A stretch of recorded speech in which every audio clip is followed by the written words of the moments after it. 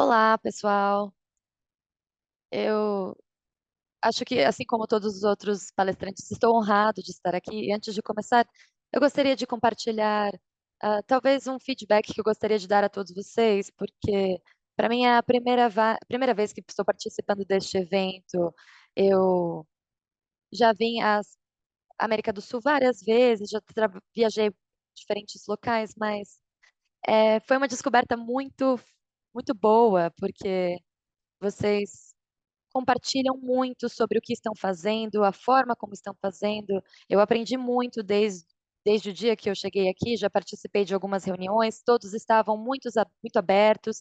Então, estou muito feliz de estar aqui e espero que eu também possa compartilhar um pouco sobre o que eu sei, o que estamos fazendo nessa área. Mas eu gostaria de agradecer a todos, a organização, por esse convite.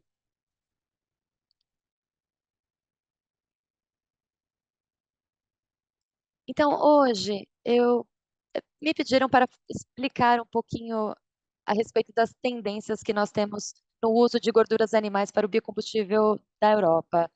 Eu acho que é um hub novo, é uma nova área, começou há poucos anos, vocês podem ver alguns dos números aqui.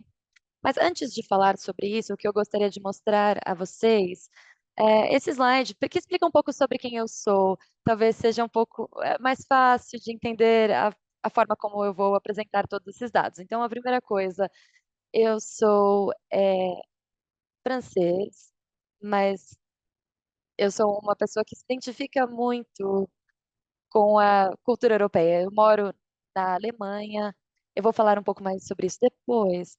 E um dos meus primeiros trabalhos era ser um apicultor. E eu vi isso eu pude presenciar muitas mudanças ao longo da minha carreira. E eu tenho trabalhado com isso desde que eu comecei. Eu consegui melhorar, eu consegui aprender com os outros produtores, e hoje o que eu estou fazendo nessa área me faz muito feliz, porque eu também sinto que eu consigo devolver o aprendizado que tive no começo da minha carreira. Então, colhi muitos benefícios do que estamos fazendo nessa indústria de reciclagem animal. Então, é alguma das coisas que eu gostaria de dizer aqui. E também estou muito feliz porque tenho filhos, sou casado e a minha esposa permite que eu viaje e conheça pessoas incríveis como vocês. Bom, então vamos falar sobre a Sária. Talvez algumas palavras. Eu estou trabalhando lá desde 2018, é uma empresa familiar, então os donos são alemães e ela começou há mais de 56 anos, é o Mr. Heldman começou, e eles atuam em diferentes frentes. A, a Sária, ela começou nessa questão de alimentos, mas eles também atuam na parte hídrica. A gente chama essa outra empresa como Headman. Temos outras empresas que são muito grandes. A Sara é apenas uma empresa deste complexo e focamos bastante na parte de reciclagem. Também posso falar um pouco que atuamos na logística, que é uma empresa global como a Ramandis, e uma das últimas aquisições do Headman foi uma empresa chamada Transdev, que lida com mobilidade de pessoas. Mas o Mr. Redman, ele faz parte do grupo, então essa área ainda permanece uma empresa ativa dentro deste grupo.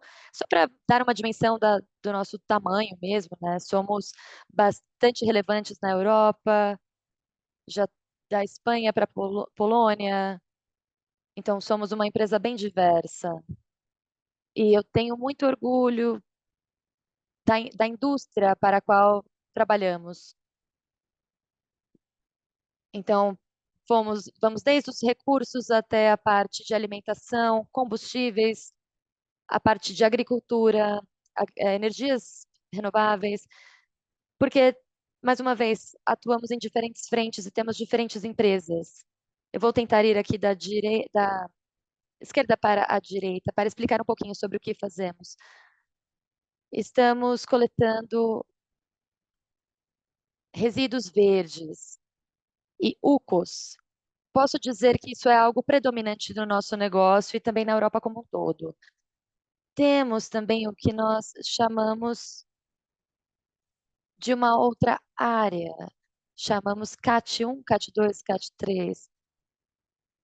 Eu vou falar um pouquinho mais do CAT 3 depois, mas vamos falar a respeito dos materiais, dos resíduos que tem no CAT 1. Então, temos o biodiesel, pegamos as gorduras de origem animal para misturar isso com o diesel e transformá-lo em biodiesel. E temos o nosso núcleo aqui mesmo, que tem mais a ver com um negócio de campo. Nós coletamos todas as matérias-primas dos abatedouros para aves, porcos, bois e tudo mais. Então, temos 3 fábricas na Europa, da Galícia para a Alemanha, que permite que nós tenhamos uma cobertura bastante ampla. Então, essa tem a parte do rendering e também falamos de uma divisão de alimentos e produção. Então, temos alguns casos aqui. E eu tive a oportunidade de conhecer um dos meus colegas que mora aqui em Medellín. E, dando sequência, temos também uma cadeia de valor que também lida com os produtores. E temos um foco aqui na extração de heparina.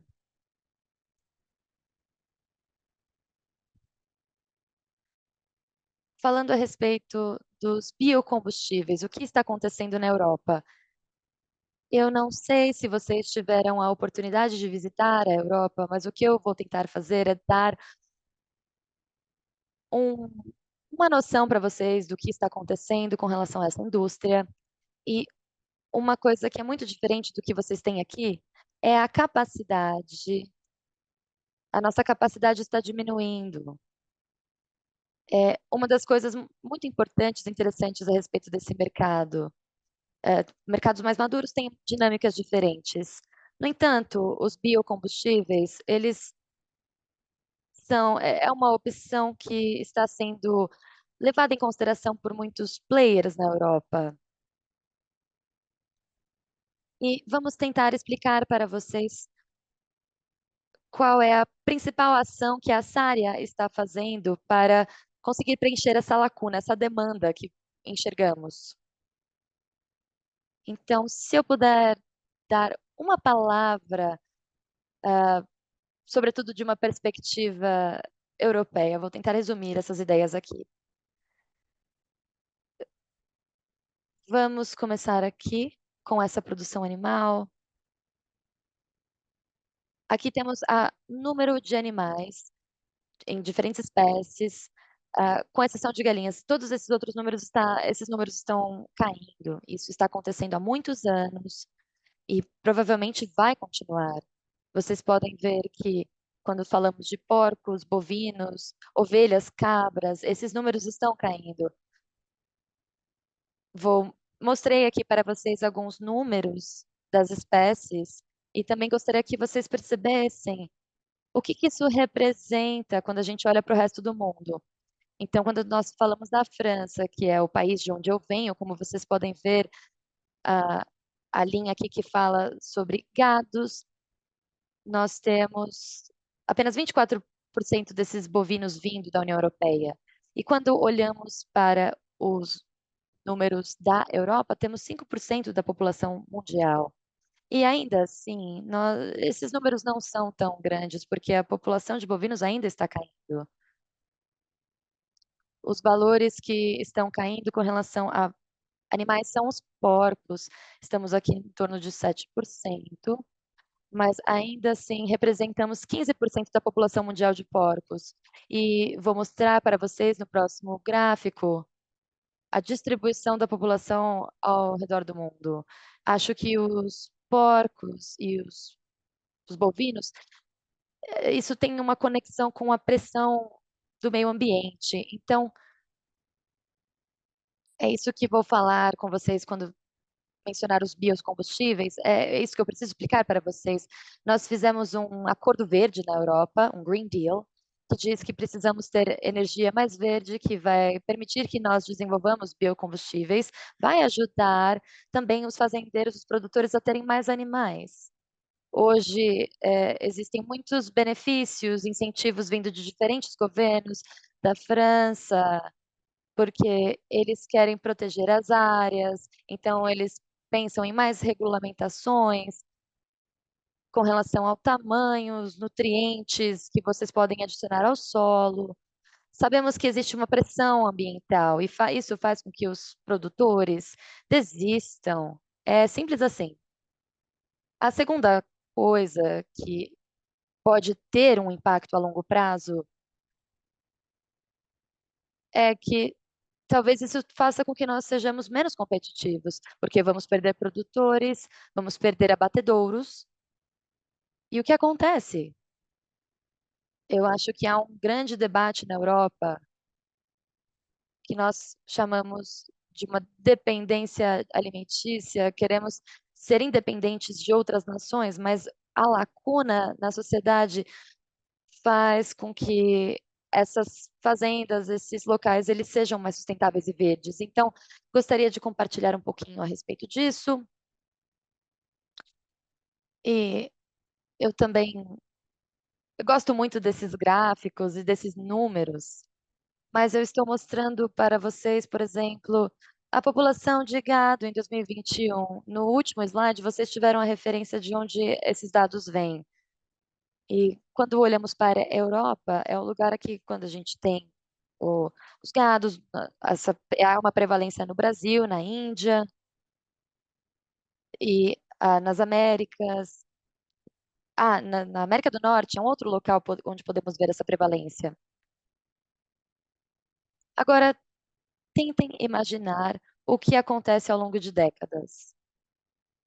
Eu, vocês podem ver aqui na parte de baixo desses slides, em 1961, quanto maior a bolha, mais porcos.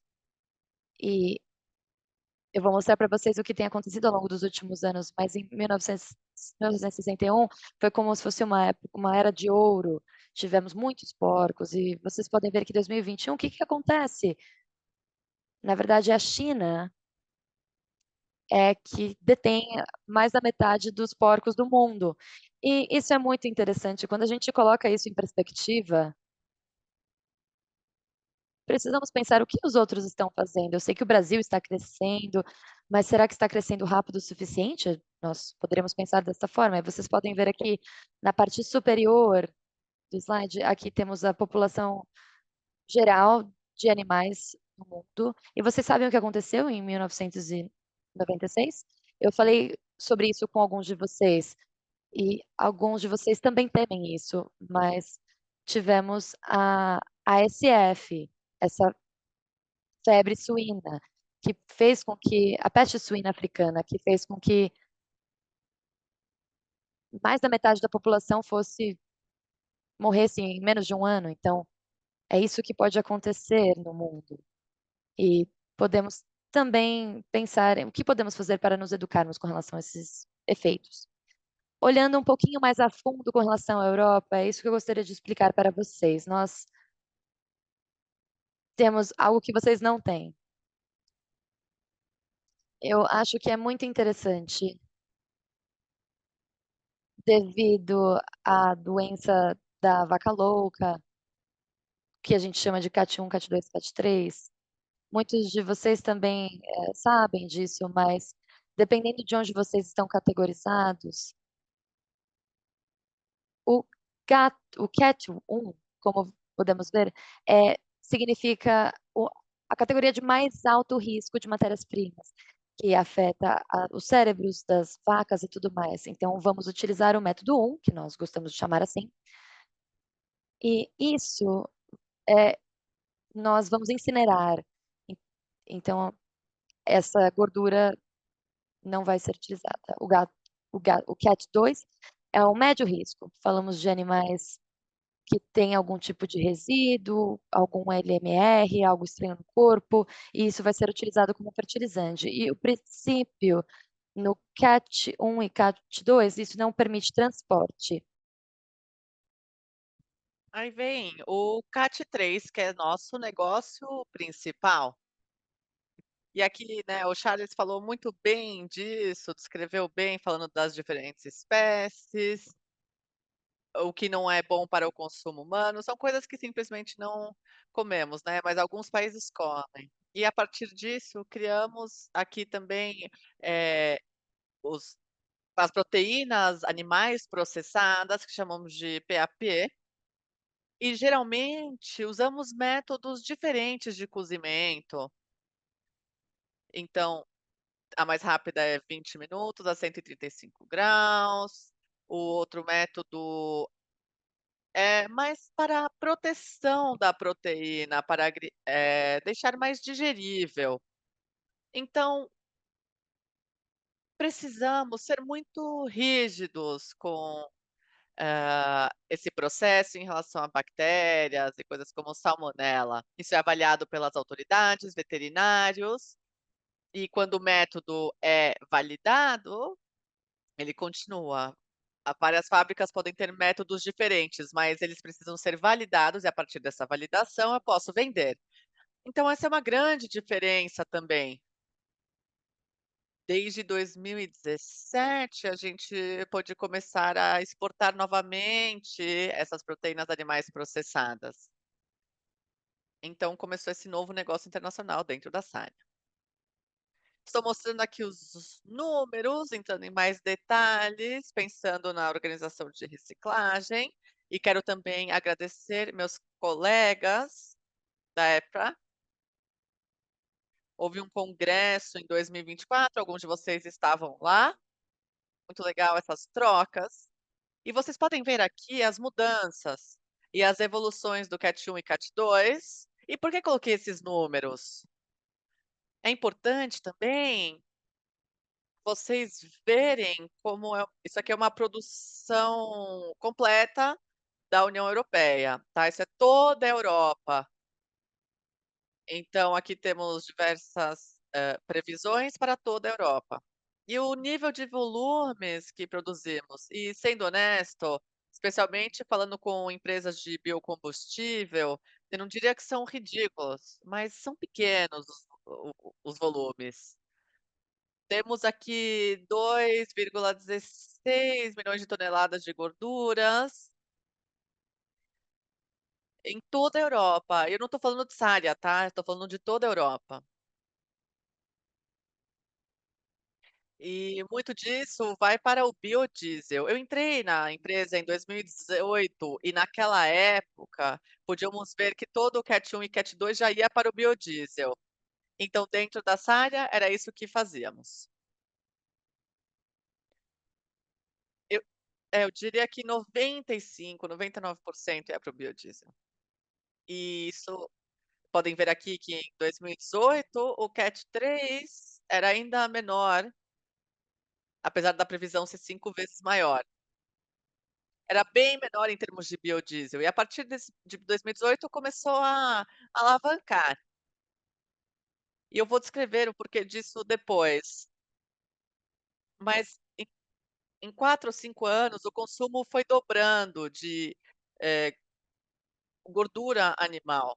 Até no CAT 1 e CAT 2, 51% das minhas gorduras são consumidas pelo biocombustível na Europa. E eu acho que estamos, caminhando para um volume ainda maior. Quais são os outros usos, né, que também é interessante analisar? Eu não tenho mais porcos, né, tenho menos porcos hoje do que ontem, mas a grande proporção vai para isso. Claro que quando falamos de ração animal, isso vai diminuindo, ah, o óleo químico diminui também, e o pet food também está difícil, mas estão lutando ali pelo seu espaço. Temos um lobby grande na Europa, especialmente na indústria de pet food e também, de ração, para defender um uso mais sustentável das gorduras animais. E pensando esses destinos para esses produtos versus o biodiesel, né, porque depois de queimar algo no combustível, aquilo acabou, certo? Eu não consigo, a gente nunca mais vê. E não podemos esquecer isso. Mas de qualquer forma, o biodiesel hoje é o mercado número um para essas gorduras na Europa e deve continuar nessa tendência. Então eu tentei descrever um pouco do cenário atual e por que isso. O Charles falou um pouco dessa coisa do RED, né. E o que é o RED? Faz parte de um plano bem maior na Europa, que é o Acordo Verde. Isso começou há mais de 20 anos e foi liderado pelo Diretivo 1, então pela energia renovável, aí para o Diretivo 2 e 3. E podemos ver aqui essa parte interessante. Nesse gráfico aqui, vocês têm que olhar esta linha aqui de baixo, é aqui que devemos prestar atenção. Então vamos de menos de 10% de uso para, em 2023, alcançar o objetivo. E quando falo com os diferentes especialistas, acreditamos que vamos aumentar ainda mais e alcançar os nossos objetivos. O RED 3, se você falar com ainda mais especialistas, não poderemos, na Europa, alcançar esse acordo verde. Porque dentro do acordo verde, dizemos que temos outro plano, que é o Fit para 2025, que é menos energia em 25% menos energia em 2050. Queremos ser neutros em energia até 2050 e queremos ter um consumo menor de energia, usar mais energias renováveis comparados a 1990. E estou olhando aqui só para transporte, então, aviação marítima e por terra também. Eu acho que pode ser possível, se a gente pensar em todos os players, talvez plausível, mas eu acho que o plano não é agressivo o suficiente, talvez para alcançar o acordo verde. Essa é a primeira parte. Não sei quantos de vocês já foram à Europa, mas olha, são 27 países. Quase ninguém fala o mesmo idioma, todo mundo tem mentalidades e culturas diferentes. E temos ali uma diretiva europeia, certo? Então temos a França, a Alemanha, a Polônia, cada estado pode decidir o quanto querem implementar. Como é uma diretiva, eles têm o poder de decisão em cima disso, ou seja, existem sutilezas que, no fim do dia, fazem com que cada país decida a velocidade com o qual querem alcançar essa redução em emissões, porque existem formas diferentes de alcançar esse RED 3. Podemos usar mais eletricidade para os carros, por exemplo. Na Europa, dizemos que até 2035 não teremos mais, motores a combustível, não venderemos mais esses produtos. A Volkswagen diz que em 2030 vão parar de vender esses veículos. Então, os biocombustíveis serão uma peça-chave desse momento, mas cada país precisa fazer sua parte também para realmente alcançar o objetivo. O mercado de biocombustível da Europa, que representamos 30% da categoria mundial. Temos 80 milhões de toneladas, temos aqui querendo atingir um número maior até 2030. Vocês lembram que falei antes que produzimos menos do que 3 milhões de toneladas de gordura, então, claro que os players teriam um papel importante aqui. Então, em direção ao Acordo Verde até 2050, precisamos olhar para as outras tecnologias, como hidrogênio, e todos os outros tipos de fontes de energia vão surgir. Então, os biocombustíveis, com certeza, nos próximos 10, 15, 20 anos serão importantíssimos. Mas se olharmos para 2050, teremos outras coisas vindo também. E mostrei o que fazemos na Europa, temos 3 milhões de toneladas, e aqui vemos as biomassas diferentes, como vegetais e outras coisas usadas para fazer esses biocombustíveis. Existem outras fontes que podem ser usadas, e não vou entrar nas sutilezas aqui, mas temos um anexo também nas diretivas do RED para decidir quais alimentos podem ser aproveitados aqui. Por exemplo, estou ficando é um pouco técnico o que vou dizer, mas no CAT 1 e CAT 2, eles são considerados, algo que faz uma contagem dupla, ou seja, se eu usar 1% disso, porque tem uma contagem dupla, contaria como se eu estivesse usando 2%. E isso é para atingir o objetivo de 29% no fim. Então você pode ver aqui o azul e o azul escuro à direita. A gordura animal representa menos que 5% da matéria bruta hoje para fazer biocombustível. Isso vai diminuir em termos de porcentagem, porque as demandas vão aumentar, vamos usar mais gordura animal, mas as demandas vão crescer além da nossa capacidade, eu acredito. Aqui os players dos biocombustíveis, temos muitos aqui, vi muitos de vocês lá fora, e eu acho que os mais interessantes e aqueles que vocês devem a quais devem prestar atenção, estão aqui no EFA, e aqueles que estão sendo desenvolvidos, então todos aqueles em amarelo são os importantes. Vemos os pontos amarelos aqui, aqueles que sabem muito de geografia podem entender melhor. Não fui eu que fiz o mapa, então não posso dizer aqui exatamente os nomes, mas não importa. No fim, o que vocês precisam entender com esse mapa é que temos muitos players. Então, temos core processing, temos outras coisas também, temos empresas que estão comprando gordura para tratá-la, porque a gordura não é diretamente elegível para as fábricas. Então ela precisa passar por um processo de limpeza.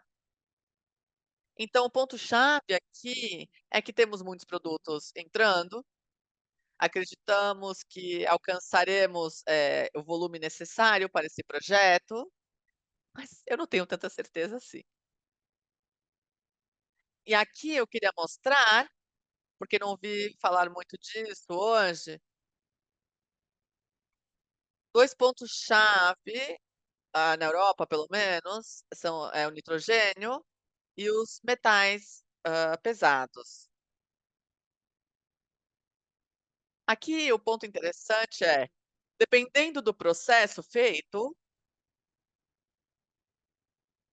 você tem, metais pesados ou tem, nitrogênio ou não, e isso faz uma gordura ser premium ou não.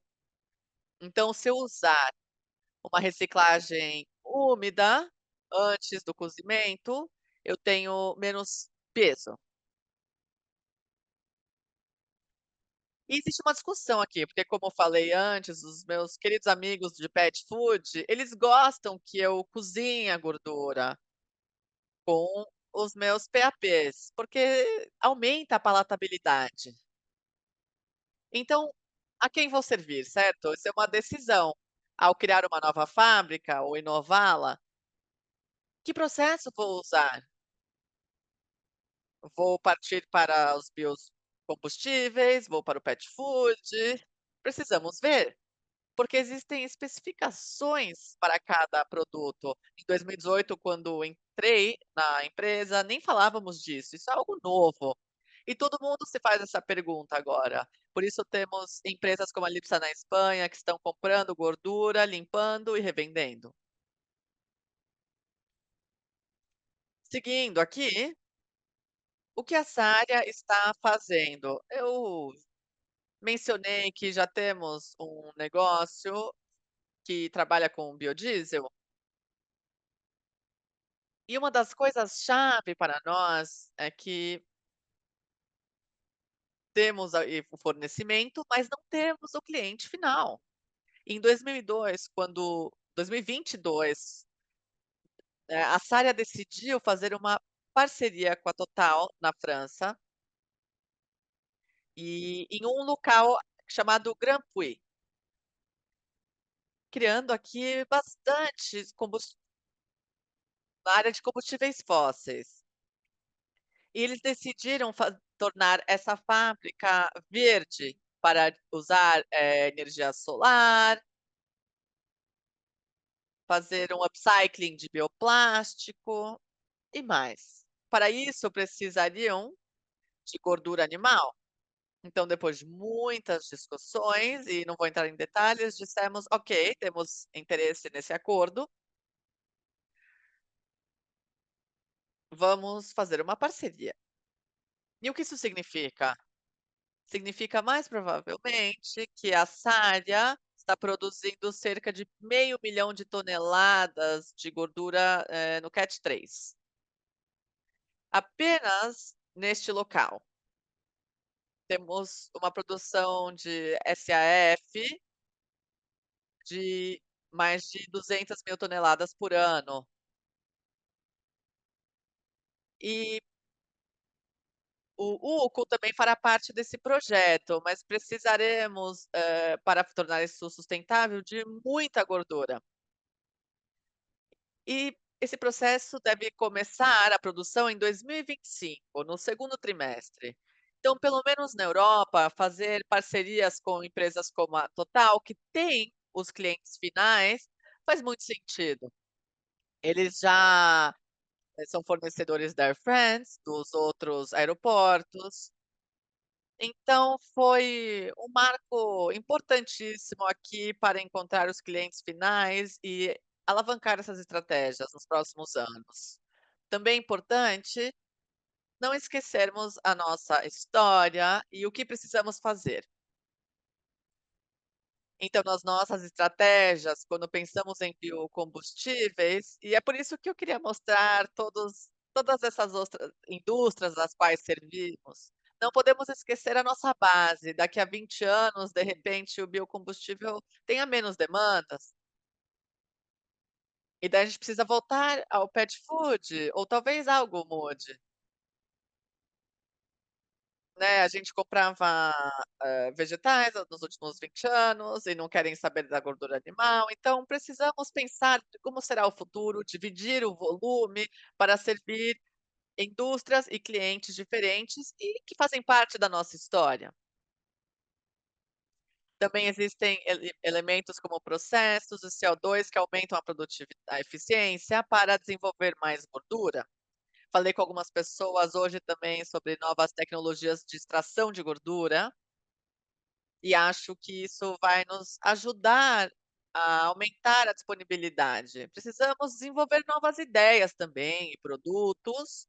Talvez as gorduras também possam se ser mais valorizadas no futuro em algum produto que ainda não conhecemos. Na Saria, investimos também na área de inovação, temos um departamento para isso e perguntamos: "Olha, será que tem alguma coisa que vai surgir daqui a 10, 20 anos?" E já olhamos para esse futuro. E finalmente, acho que a coisa mais fácil em termos do pensar é a expansão geográfica. É uma das razões pela qual estou aqui, vendo o que está acontecendo no resto do mundo, os números da Europa estão caindo, não é o caso aqui. Então, se houverem pessoas que queiram fazer parcerias aqui, por que não? Então, é para essas ideias que estamos olhando. E agora, o levar para casa. Sei que muitos de vocês falam francês, sim ou não, mas esse é um efeito ahá. Quando as crianças são mais novas e elas não escutam a seus pais, e às vezes eles têm esse momento: "Ahá, se eu tivesse ouvido os meus pais". Então, tem algumas palavras, né, conscientização. A conscientização era o que eu estava tentando falar a respeito. Eu acho que temos muitas tecnologias, os biocombustíveis são muito importantes hoje em dia, eles estão crescendo, mas isso não vai durar para sempre. A gente precisa estar muito cientes que esse é um movimento volátil, e que eles estão em decadência. Agora, a agilidade é o que essa área está tentando fazer, estabelecer parcerias, porque essa parceria com a Total, porque eles têm os clientes, então decidimos firmar essa parceria, nos associarmos a eles e fazer essa integração. Decidimos agir dessa forma, mas se tem algo que eu gostaria que você lembrasse de tudo que eu disse, é seja humilde e pensa que o nosso negócio ele é muito ágil. Muito obrigada pela escuta e vou ter que ir embora amanhã, mas posso responder algumas perguntas agora, então prefiro respondê-las agora ou mais tarde na convenção, porque senão vocês vão ter que entrar em contato comigo através do e-mail.